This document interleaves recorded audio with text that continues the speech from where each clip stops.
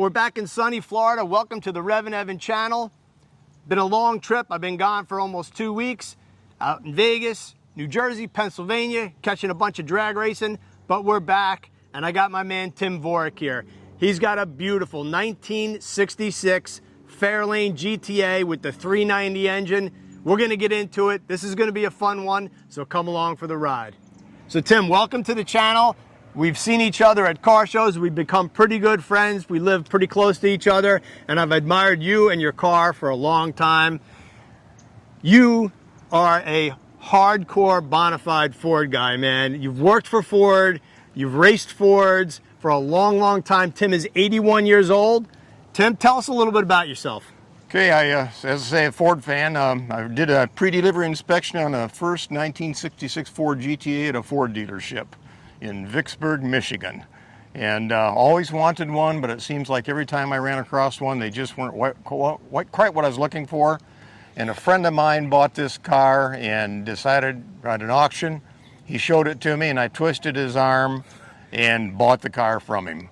And then we thoroughly went through it. It was a rust-free car. We went everything from front to rear bumper, engine, transmission, everything like that. Had a lot of experience with these cars, and it's turned out to be an excellent piece for us, and a joy with Evan here, getting to see everything on the vehicle. We'll show you some of the details and so forth on the car. Other than that, why, I'm just enjoying this. Yeah, Tim's at all the local cars and coffees, car shows. He loves driving this thing. But let's roll the clock back a little bit. You're from Kalamazoo, Michigan. Yes. And you're 81 years old. So yes. You saw when these things came out. Yes. But you've also raced a bunch of different Fords over the years, I'm assuming up in Michigan? Yes. I had a 271 Hypo, a couple of 428 Cobra Jets. Even had a car at one time that I owned that belonged to the Ford of Canada drag team, which I sold reluctantly.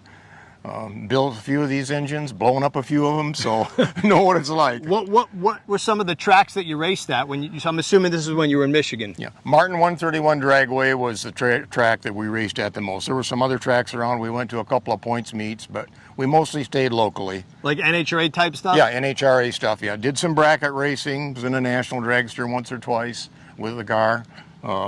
So like I say, been through it. We did a lot of the racing back in the day when it was affordable, I should say. So when you got this car, I'm assuming kind of like a dream car thing. You said you've always wanted a Fairlane. And these cars, something about them speaks to me. The hardtop design, the stacked headlights. I'm just a fan of the design. To me, it's just like the quintessential muscle car. Yeah, it just flows, everything in it. And when I saw this car, when I first saw it, it was, I just couldn't believe it. And I put it up in the rack and got a chance to look it all over. And then I twisted his arm and he agreed to sell it to me. And then, of course, I took it home and just started completely dismantling it. Right. What condition was the body in? The body was in excellent condition. It was a rust-free car, came from Colorado area. Right. The engine was, and the car was assembled in Dearborn. It was shipped to the Kansas City assembly plant. And the car was assembled in April of '66. Oh, wow. Now, you said this is a numbers matching car. Numbers matching car. We verified everything on the block, the dates of the block, the transmission, all that stuff. And then, you know, of course, we pulled the block out, went through it completely, blueprinted everything on the vehicle, balanced assembly. Right. New camshaft from Lenati, a factory cam. Okay. I only have 2 aftermarket pieces on it, and that's the intake manifold and water pump. Well, speaking of the engine, let's take a look. As you can see, everything's been gone through on it. We did everything, the suspension, the engine, like power steering pump, and all the things. The radiator, had one made up for that. That's an original 3-core. It's Right. got the original Holley on it, 600 CFM, which these came with. Right, and it's 335 horsepower from the factory. Yeah. There was not any option on the 66 GTAs. You either a 3-speed synchronized floor shift was standard, a 4-speed was optional, and a C6 automatic was the other option. Gotcha. And they were all 335 horse. 67s, they changed them, but the 66s were all that way. 9-inch rear end. Mm-hmm. Most of them had power drum brakes. A few late 66s, which I have not seen, had the Kelsey Hayes disc brakes, and I put those brakes on here, along with the dual master cylinder, because the single master cylinder was standard on them, and just not a safe thing. Yeah, I was going to say that's a little dangerous if you have a problem with the master cylinder. You basically you're out of brakes. You have no brakes. So the GT, I think, in the GTA models also got a chrome out treatment, right? Yes, the included the valve covers and the air cleaner, right. Unfortunately, there wasn't much of a gauge package added to them, and these were kind of treated like the stepchild because Ford was making all their money on Mustangs. Right. And Ford had an aluminum intake manifold in 1965 on a Police Interceptor that they could have put on this engine. It was good for 20 to 30 more horsepower. And the casting and tooling was all paid for, but they never put them on there. They came with a cast iron manifold on them, and it was really kind of a torque manifold rather than anything. Not to mention that the cast iron manifold's probably about 80 pounds heavier than that aluminum intake. The cast iron FE intakes, you need an engine hoist just to get the intake off the car. Yep, that's what the shop manual used to give us, and we used to cheat. We'd take the hood and lift them off, one on each side. So tell us what you did at the Ford dealership. I did everything there, from engine overhauls to tune-ups, not too much on the body side, but mostly mechanical side. Transmissions, rear ends, and a lot of the tune-up stuff that you did back in those days. Remember, you bought the car at 12,000 miles for a complete tune-up, back then. Oh, yeah. So we had to go through and put points in them, and all that stuff. But want to hear it run, and then we'll go for a ride. Sounds good to me. Let's do it.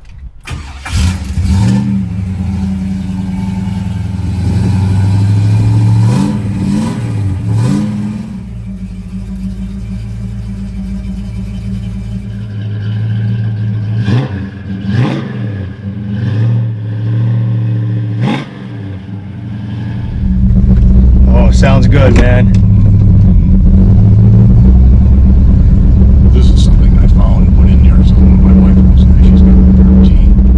Cup holders and armrests are kind of important. Yeah. So power steering.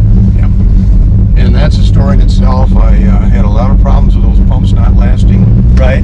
I got a hold of Blair. I was out in Minnesota, and he says, I've got something for you. He says, I've got a Ford pump, brand new can, location. Right.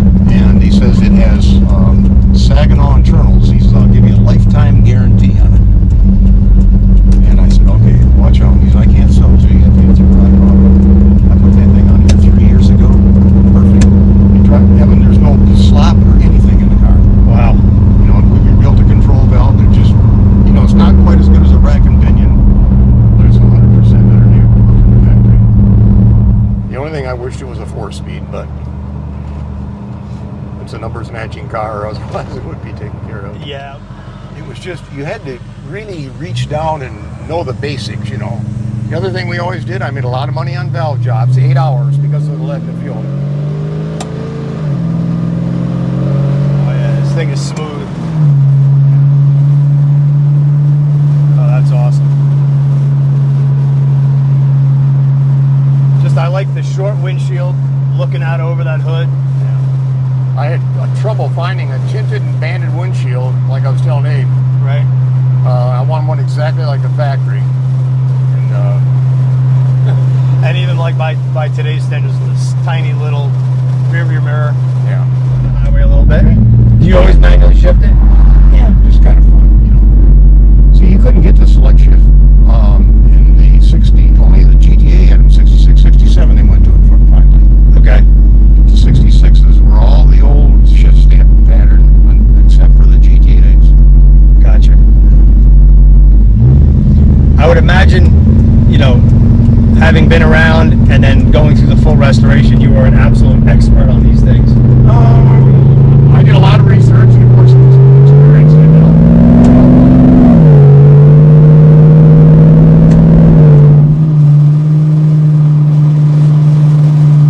And you're right about the 3.0 gear. It does make it very comfortable to go down the highway. Yeah. See, I'm running about a little over 60 right now at about 2,200 RPM. Right.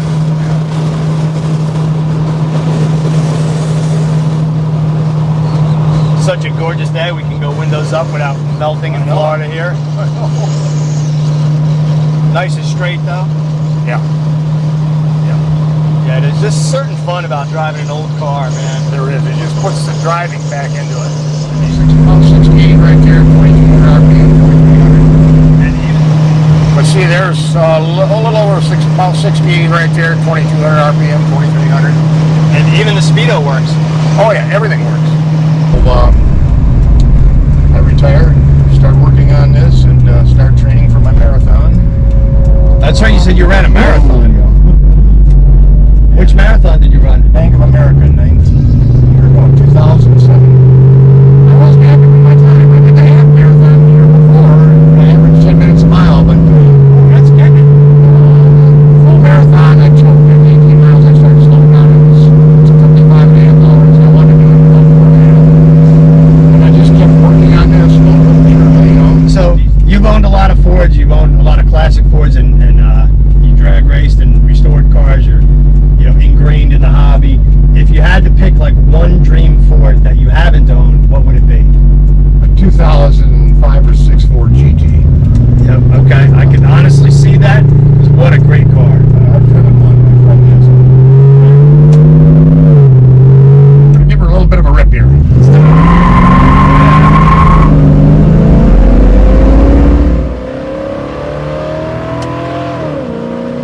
Oh yeah, this thing moves. These are some of the restoration pictures of another car when it was started, and there's many more there I can show you, but these are just some of the things that we went through on the vehicle. Shock towers, so forth. And these are some of the cars that I had in the past. This one I bought, and it was a rotisserie restoration, 428 Cobra Jet, tubbed. Car ran 1105. Back, I think we ran it 4 or 5 times and sold it. Super stock car? Yeah. Oh. And then this car here was bought from the Ford Canter drag team, and I sold that rather reluctantly. And look at the Fenton wheels. Is that US 131? US 131 dragway, yes. Wow, and then you took it to a car show. Yeah. Look at the old school writing on the windows. I love this nostalgic stuff so much. Yeah. That's this car right here completed. Oh wow, big Firestone slicks on there. 1432s. There's my 71 Mach 1 429 Super Cobra Jet. Wow. And my convertible, that was a Super I automatic car with a 428. Look at the rear suspension working. Mopar type suspension on that. Oh wow. And there's my 406 Ford, the first trophy I ever won in my life. 1963, March 24th. Yep. Look at that. And the Tri-Power 406. What's going on here, man? That's cool. The family car that I got to select the engine for, a 270 horsepower dual quad tower type 312. Wow. Now that's in Michigan, obviously. Yes. Yep. Cool. That's the Mackinac Bridge right there. Oh no way. Yeah. I've never been there, but I've seen TV shows on it. Obviously, very famous. It wasn't part quite of the country. completed at that part. So tell us about that car. What engine did you pick? The one we picked initially was the 300 horsepower supercharged 312, but they couldn't build it in that model. So we ended up with a 270 horse with dual tower type Hollies on it, and a 3-speed on the column, and got to drive that car and got a couple tickets with it. How old were you? I was 16. My dad was not too happy with me when I got the tickets with it. What was the stipulation? Your dad a car guy, or what was the stipulation of you getting to pick the engine out? He wasn't not much a car guy. It was just that if I kept my grades up, I got to choose the engine. That's a good deal. So that was a good incentive for me, you know. Oh, that's awesome. And then, John Force. Yeah, it's a 50th anniversary, or 40th anniversary of the Mustang. John Force. Edsel Ford? Edsel Ford, and the guy from CBS News. Oh, wow. And that's a friend of mine. He's not in very good health right now. He did that. I'm sorry to hear that. Oh, I see more Mustang pictures. That's the Mustang there where we rolled it in to start the rotisserie on it. Oh, this is great stuff, man. This is so cool. Look at a tubbed out rear. Yep. Classic, like 70s super stock style. Yep. What a beautiful car. Yep. It turned out really nice. I never got it sorted out like I wanted to because just wasn't enough time. Right. You know, isn't that... Oh, there's the engine. Look at that. Super stock must have been so cool. I mean, it's cool now, but it must have been awesome back then. It was because it was affordable. You know, you could you could do it. It was. The average person could do it with a car and a trailer, but now today, it's just out of sight. Oh yeah, I mean, one of my most recent videos is up at the Dutch Classic stock super stock, and just even though the core, the spirit of the class is still the same, it's far advanced. You know, back then you kind of still had to run like stock brakes. Your gas tank was stock, and there's still a lot of stock componentry, but there's also a lot of race parts. It's still a lot of fun. I love covering that stuff, but just like anything else, the nostalgia of the old days just makes it a little extra special. It does. It really does. Those were a period of time we'll never see again, unfortunately. Nope. I appreciate you sharing that with us. Yeah. Thank you. So let's take a look at the interior. This thing is beautiful. What color is this, Tim? Ember Glow. Ford used on several different models. It's the same paint code, but that's the name they applied to it in the Fairlane. Right, so things I like about the GTA before we get into the interior, like I mentioned, the stacked headlights, and like Tim said, the flow. This car, to me, just has a beautiful flow. I mean, you got the A-pillar with a nice rake, the chrome treatment. Obviously, this is a hard top, which all the GT and GTAs were hard tops, right? Hard tops and convertibles. You could get the Fairlane in a post model, which had a B-pillar here and a post around the door, but a hard top, this window goes down, the whole thing's open. We'll show you that in a little bit. And then that beautiful C-pillar, and the car just flows out to the taillights. Magnum 500 wheels, the GTA stripe, and Tim, the interior on this thing is like new. Let's take a look.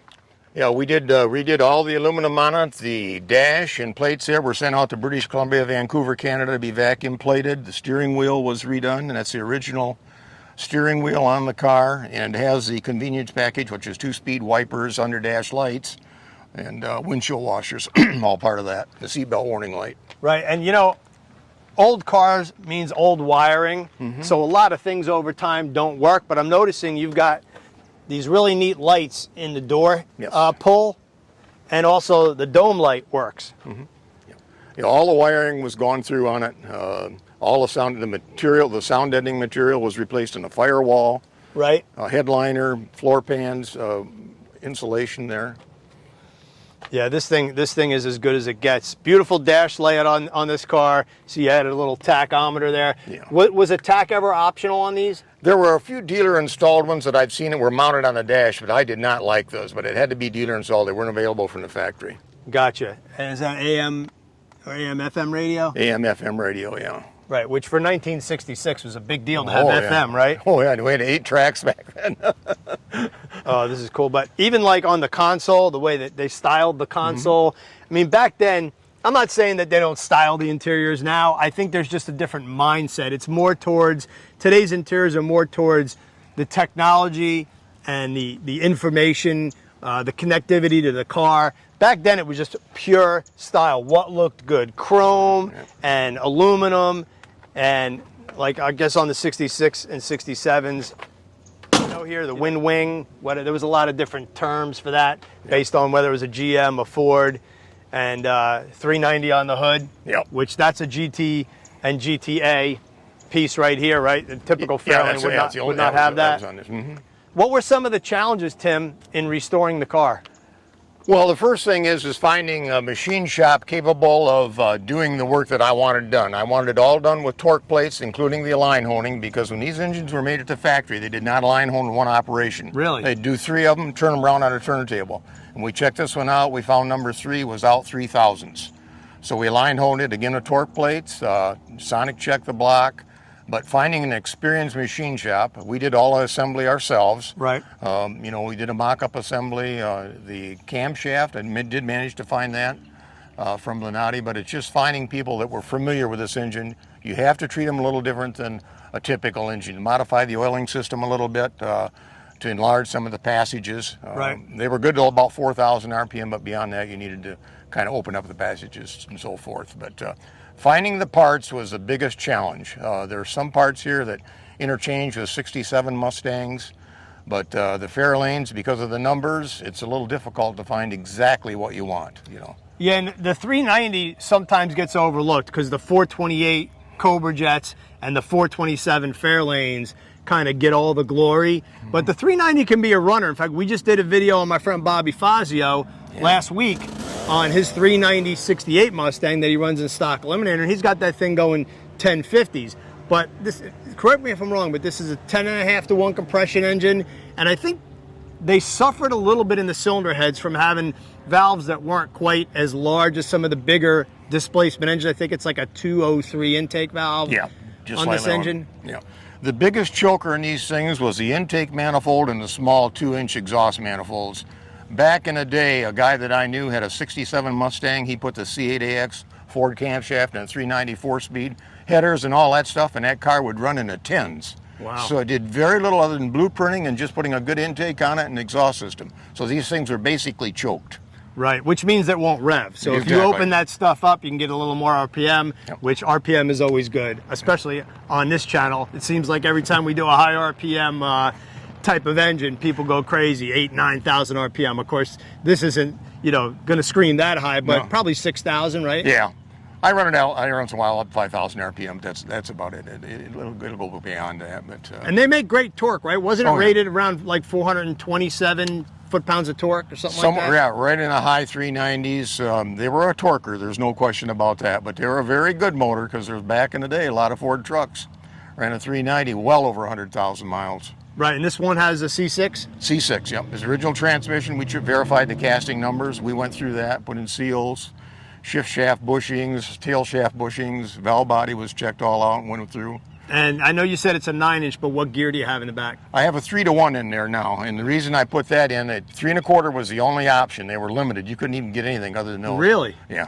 You couldn't even get a traction lock in these things. I didn't know that. Yeah, until later on. But the 3-to-1 works perfect. I can run 70 miles an hour at about 2,500 RPM, just cruise. The 3 1/4, it was up there over 3,000 RPM at 70, and I just didn't want to turn it that hard. Yeah, and I understand that because we have that 71 Mercury wagon with the 3-to-1 Cleveland and a top loader, and we've not taken the rear apart, but I did the math on the tack and on going down the road, and with Waze, you know exactly how fast you're going, and we surmised that it has a 350 gear in it. That'd be about And right. I mean, the thing is 4,000 RPM going 70 miles an hour, which it sounds like the rods are about to come out of it. So long distance, you're kind of limited. So that car would actually probably be a better road car with a 3 1/4 or a 3.0. But we like that little bit of punch. In fact, I thought about putting a 411 in it. Oh, wow. Yeah, you'd have a lot of punch then. Yeah, this thing would probably jump with a 411 gear. Oh, definitely. They would run, if one of these back in the day, would run about a low 14, 20, something like that. But they could have been a GTO killer with that factory intake manifold and stuff Right. like Let's that. take a peek at the carb. I think these things came with a smaller style Holly, right? Yeah, 600 CFM on the GTs and GTAs. The conventional 300 or 390 had a Ford carburetor on. That's your Holly right there. Dual float bowls. Right, and you've obviously feed. added the heat shield. Yeah, that's down here in Florida. That really does it good and keeps the fuel from percolating. I was going to say, like, you know, a lot of carbureted cars down here in Florida. It's a gorgeous day today. But, I mean, in August, in June, July, vapor lock is a real thing. But I don't, other than the heat shield, you don't have anything really insulated, and it runs good. I see you drive this car all the time. Yeah, it starts right now. It has the original factory fuel pump with the canned filter on the bottom.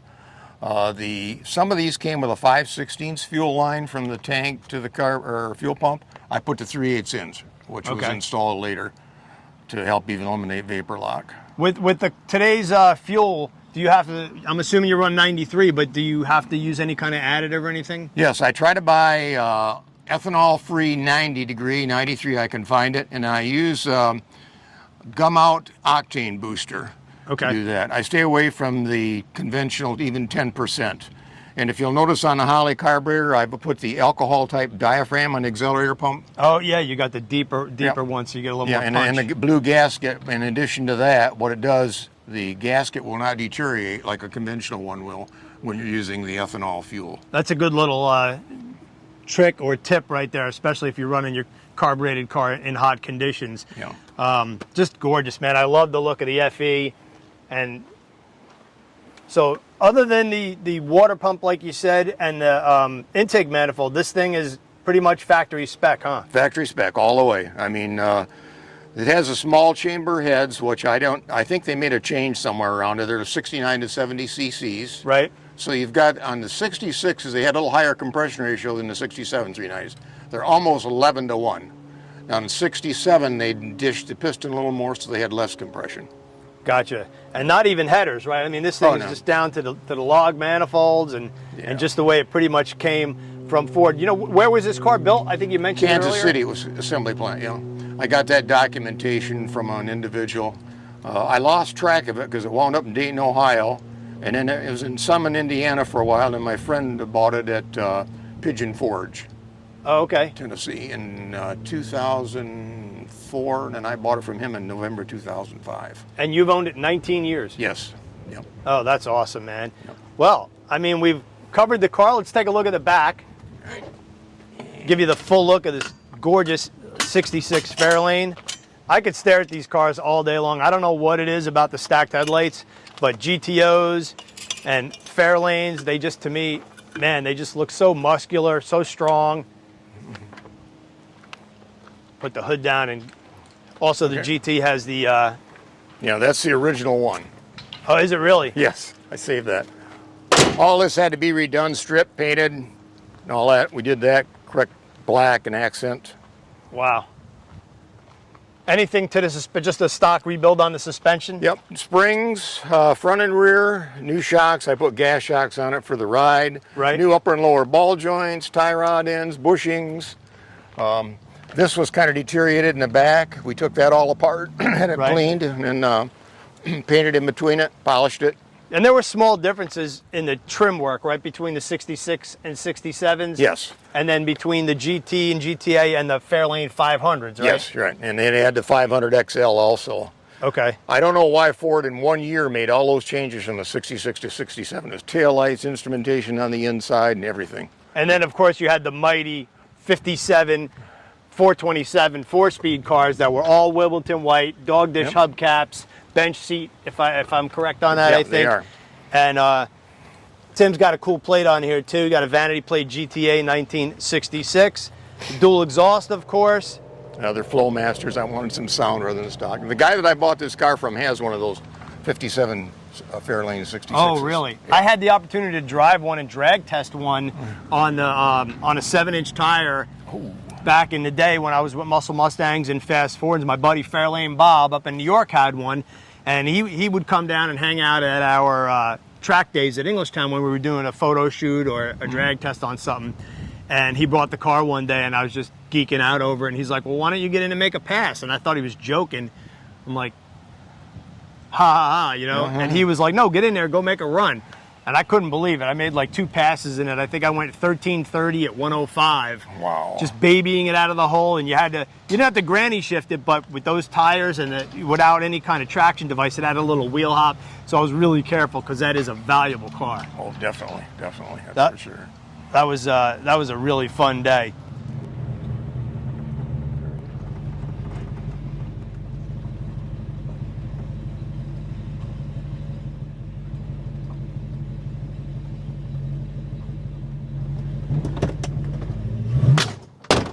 Tim, that was awesome, man. Thank you so much for the ride. Getting to go in one of my favorite cars of all time, the 66, 67 Fairlanes. Super fun, and this thing is just rock solid. I know you've come a long way with it. Is there anybody you'd like to thank? My best friend and my wife, they were both heavily involved in this project, and I appreciate you guys out here. Just neat opportunity. Well, Tim's a big fan of the channel. That's actually how we met at some car shows. He came up to me, said, I watched the videos, I love it. I hope you guys love this video. I had a ton of fun shooting it. We got some great stuff coming up on the REVan channel. So tell your friends, hit that subscribe button, leave us a comment, and let us know what you want to see. And I hope you guys have a great day.